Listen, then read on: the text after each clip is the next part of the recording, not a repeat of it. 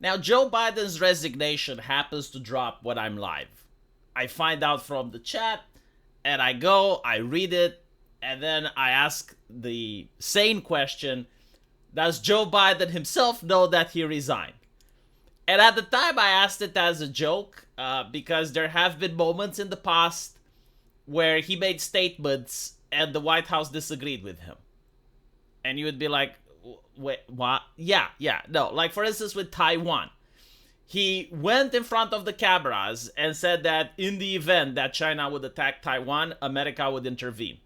And this was a big thing. It was reported in the BBC. It was reported all around the world because up until now, America likes to be ambiguous when it comes to Taiwan. They like to remain like, maybe we will intervene, maybe we won't. China, do you really want to find out? That's their official policy when it comes to Taiwan. But for some reason, Joe Biden decided to break that. And a couple of hours later, the White House actually goes, well, no, he didn't say that. He didn't mean that. And that was bizarre, right? So there were a lot more events like that where he said something and then the White House said something else. So it begs the question, is the resignation something similar? Is he resigning? But you know, the White House may disagree. Like, who knows? So that was my joke. But today I wake up and I'm thinking about it and I'm like, is it really a joke though? I mean, this is extremely unprofessional at best, or malice at worst. Now, I know that all truth comes from the government, right? Like, the government is 100% true. There is no corruption in the government, except in Russia. In the United States government, there is absolutely no corruption ever. People aren't disingenuous at all. No one from the government is capable of lying. They're like Pinocchio, right? So because their nose don't grow, they don't lie.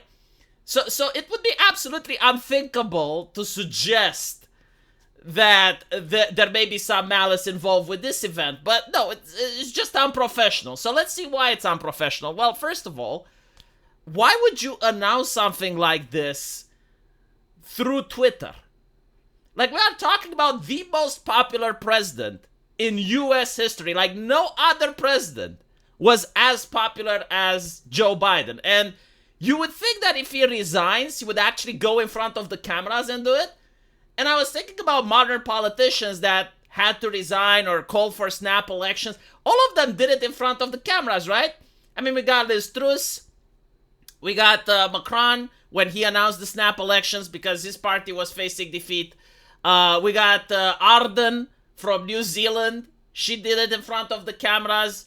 Theresa May also did it in front of the cameras. Like, you would expect that when people want to resign, they address the public in person and not on Twitter. But it goes even deeper than that. He actually said that he's not resigning. So this was a couple of weeks ago, and it turns out that most of the staffers find out about this from Twitter. So the level of unprofessionalism now is off the charts. Like, I want you to understand what it means to be a staffer for someone. Like, your reputation is your brand. So when you're a person that's running a campaign for a politician, you gotta talk to donors, you gotta talk to the media, you gotta talk to important and influential people, and you give them your word that, yeah, like, Joe Biden is still in the race, like, he is still running. And then seconds later, you find out that he is not. Like, how would you feel? What is the position that you're placing these people in when they have to find out from Twitter that Biden isn't running after assuring all the donors, after assuring all of the Democratic Party members, right? So again, extremely unprofessional. Then people are bringing up the signature.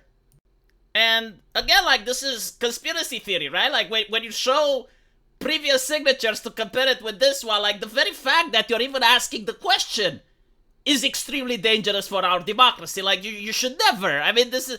But if we are to entertain it, yeah, you would notice that he usually doesn't underline the name. Now, this is just strange. It doesn't mean that he didn't sign it per se.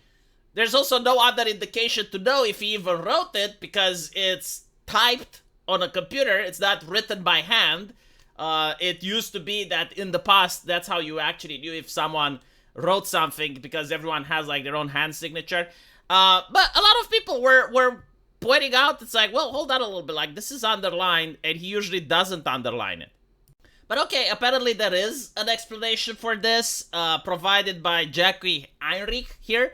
Ran into Steve Richetti tonight as he was getting out of an elevator, and I asked, are you okay? Is he okay?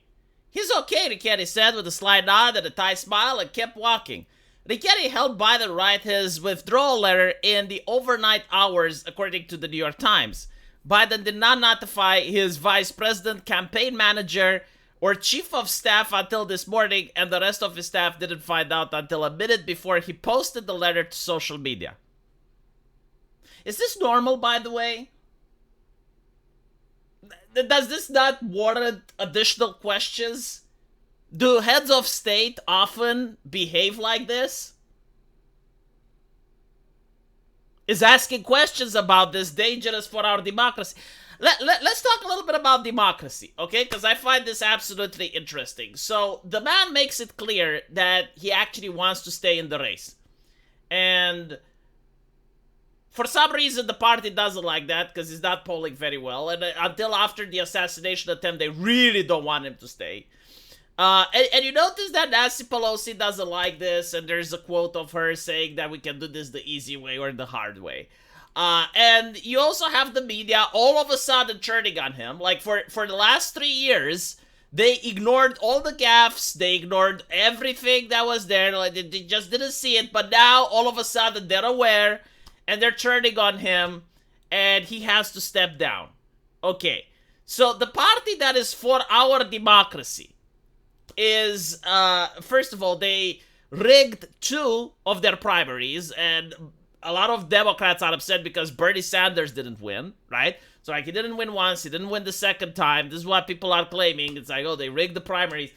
Now, they don't get a chance to, I don't know, vote for someone like JFK or Bernie Sanders again, or whomever, right? Like, if you're a person that's a Democrat and you're a registered voter, well, you don't actually get to select someone. It's being appointed to you.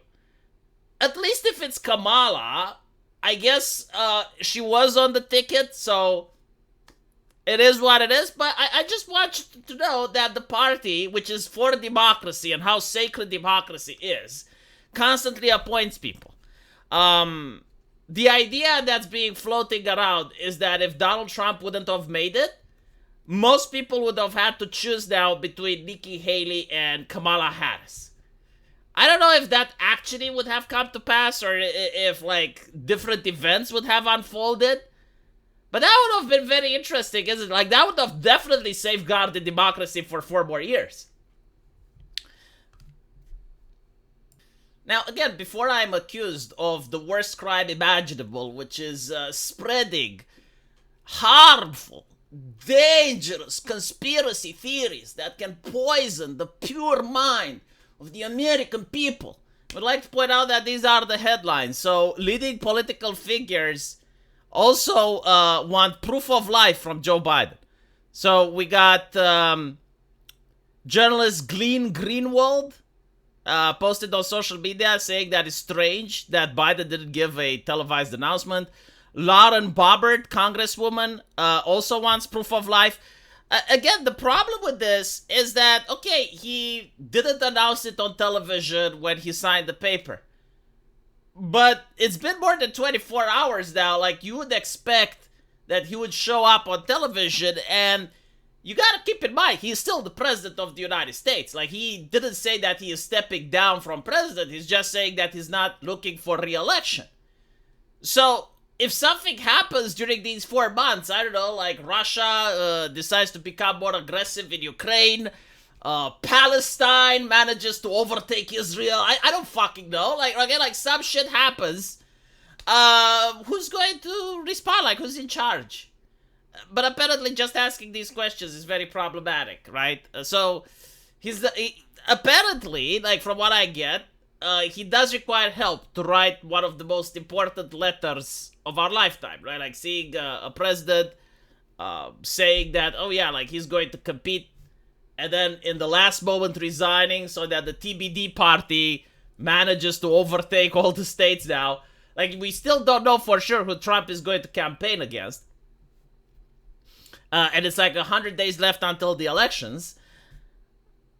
You would think that this would be an important enough letter that he would write himself, or more importantly, he would not write a letter, he would just appear on television and make this public announcement. But no. So everything is up in the air now. I don't know. Again, I feel dangerous just for asking these questions. Asking questions, very dangerous. Let me know what you guys think, and as usual, I'll see you in the comment section. Take care.